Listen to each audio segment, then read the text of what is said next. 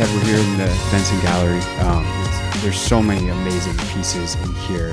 How did you meet the photographer that took all these amazing photos, and how did we wind up here with all of them on display? Sure. Harry Benson, I think, is the world's most important living photojournalist.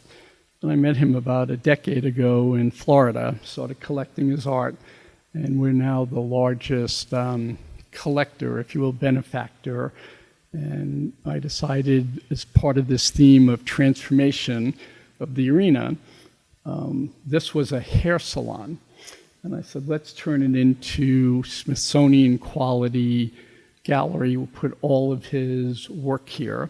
It's 175 photos, and open it up for free to the public. Let people understand the history of Washington, D.C., all the presidents, all the sports figures, and we brought Harry up here, who'll be here for a couple of days, greeting VIPs and the media. So, exciting time. For sure. And I think there's a beautiful symmetry, almost poetry, of owning a sports team, owning art. There are things that are shared and enjoyed by the public at large. How do you think about that stewardship of something like a collection like this? I mean, some of the pictures are just awe-inspiring. And also owning a team, there are multiple teams that are enjoyed by so many people. Well, there's a bit of truth-telling that has to be told via photography, and we were downstairs and Harry was giving a tour, and he was there when Robert Kennedy was assassinated.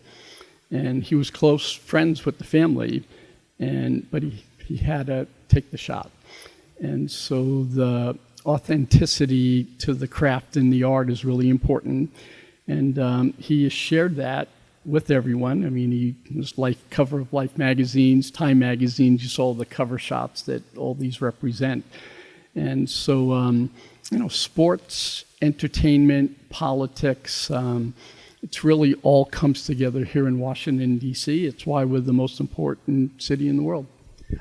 Speaking of D.C., you and the mayor had quite the weekend, it seems, or the quite weeks leading up into. At this point, there's been some news reports about the sale of the arena, the lease back. What can you tell us as we stand here on a Monday morning?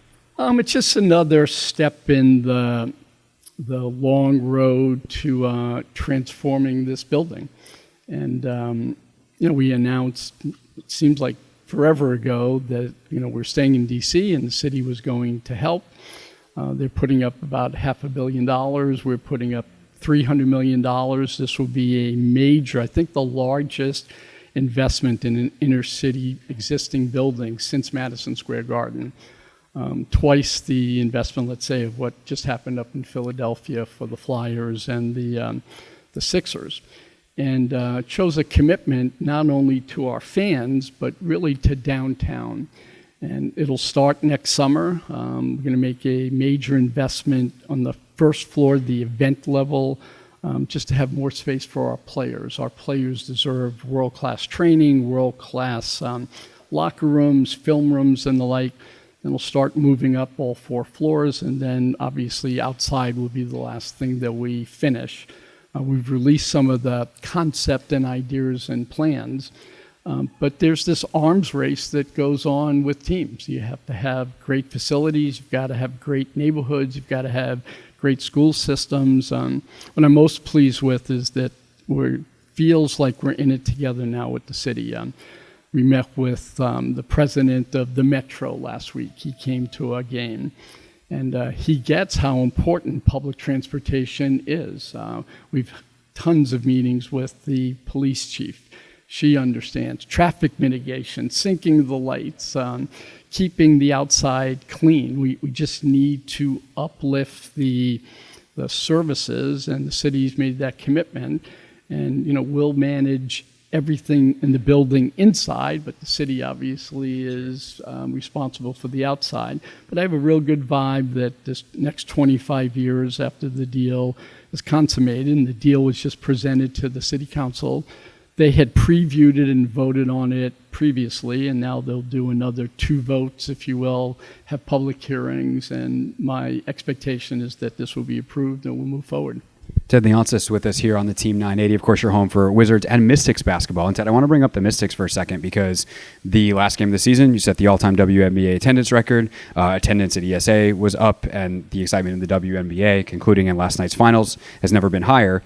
That's all great. The problem with construction in the summer at Capital One is that might be limiting if there are more opportunities to play there. So how is that getting managed as that brand and that league continues to grow and the calendar of the construction?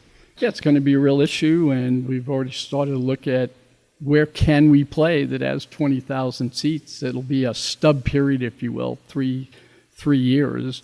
Obviously, we can still play in our existing arena, but that has 4,000 or 5,000 seats. So for those games that we could sell 20,000 tickets, we'll have to find an alternate place. Obviously, we manage George Mason, there's University of Maryland. I'm sure we'll come to a solution. There'll be people who aren't happy with it, but I've disclosed this to the commissioner. We've disclosed it to the league. Everyone understands what we're up against. But, you know, when we won the Stanley Cup, one of our campaigns was it's worth the wait. That's how I think we have to look at this project. If we're going to spend $800 million, we've got to be able to use the off-season, just like Madison Square Garden when they did their big rehab. When do you do it? So someone asked me the other day, what if the Caps go or the Wizards go to the finals and they're playing all the way to June? Well, obviously we're not going to be constructing while we're in the playoffs. And so we'll figure it out, but it's going to be messy over the next couple of years, no doubt about it. No one's ever tried to do what we're doing. We've taken another 300,000 feet from this building. And, you know, as you walk around this building, I think you'll see, as I said, this used to be a hair cutting salon. It did not look anything like this, and now it looks like a world-class art gallery. We can make it new. That's my intention, is to build a new building and make it look new for the players, for the fans, for the city, for the neighbors. But to get there, it's going to be a lot of work. There'll be a lot of Pardon Our Dust T-shirts being worn. I feel like that could also be the theme of the rebuild that it's being embarked on by Michael and Will on the Wizard side of things. Pardon our dust. There's some things we have to do. And I think that one of the things that I hear from callers, et cetera, is the patience that is being asked to be had. People understand, like, you can't keep doing what you were doing, otherwise you get the same results. So a drastic change was necessary. But ultimately, as the chairman, you're the one who has to green light a long process when Wizards fans have been waiting a long time. So I'm just curious, from your perspective, the discussions you had to green light that, and ultimately your continued message to fans, say, hey, this is going to be, you know, to say what you just said about all of this, worth it in the end. You're being very charming now. I've listened to you on the radio. I've read your blogs. What would you have us do? I would have you do exactly what you're doing. I appreciate that. And so I did it once with the Capitals. It was worth the wait. And we actually did it originally when I bought the Wizards. We traded away all our players. We got high picks. John Wall, Bradley Beal, Otto Porter. We were the only team in the NBA who had drafted, signed, and maxed those three players. And we still had room to bring in a transformative free agent. Didn't work. Injuries happen. And so we did get stuck in mediocrity. And, you know, we had a lot of good players, just couldn't get through. And so if you end up making the playoffs, missing the playoffs by a couple of games, it's the worst place to be. And so strategically, we just said, it's time. And if you're going to make a big pivot like that, you have to make the investment in facilities and patience, bring in new people who have experience in those kinds of environments. And Michael and Will have been very, very impressive in what they're doing. We're still in this deconstruction stage, which is what we're going to be in with Capital One Arena. We have to knock a lot of stuff down before we can start to rebuild. And my vibe is, this last draft to get 3 picks in the first round, that was exactly the kinds of moves that we should be doing. I think this is going to be a long process, but there's no shortcut. And so, but I will tell you, Friday's game, preseason game, was the best attended preseason Wizards game since 2018. And we were able to to sell more tickets than we did to the Caps preseason games. So I think the fans are excited. I think young players get them highly motivated.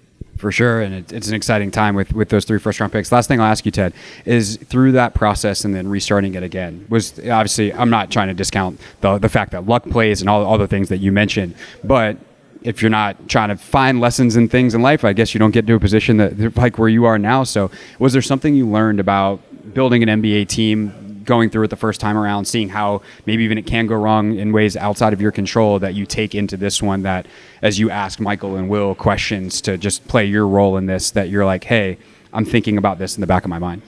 Well, I think culture becomes really, really important. Being able to recruit players and early on make sure that they're the right caliber of player that understand the opportunity that they have in being a high pick, and their responsibility to the community and the fan base. I also think health is really important. I think that so many teams have been waylaid by their number 1 picks. When Derrick Rose retired the other day, there's some people that forgot, like, he was MVP and he was massively talented and great, and then just had this series of injuries, and so we want to make sure that's part of the investment that we're making, just world class in everything that we're doing around the science of care for these players. But then you need the players and their people and infrastructure to realize that's part of their social responsibility. They have to adhere to the protocols, adhere to the plans, and I think there's been enough data that's out there that says if players can stay on the court, they can sign that 1 extra contract, they can make a lot of money, that they'll start to listen. And so we're going to cast our lot with young players and try to keep them within this new culture. And when I look at the people that have surrounded Michael and Will, I think they were telling us the other day that since they've joined, players, coaches, employees, we have more than 50 new people. So we're turning around the whole organization, because it just didn't get us to be, the previous organization just didn't get us to be playoff caliber. And then once you make the playoffs, it's you get those lessons in the playoffs, and can you improve from time to time and series to series. And so, it's going to be a long, hard road, but I think the fans are up for it. We're certainly up for it, and we had no other choice. So I'm very committed to it. Ted Leonsis, the chairman of Monumental Sports. Ted, thank you so much. Thank you. What's up, kiddos? It's your boy Clinton Yates from ESPN. It's the Hoffman Show on the Team 980. Tell your mama I said what's up.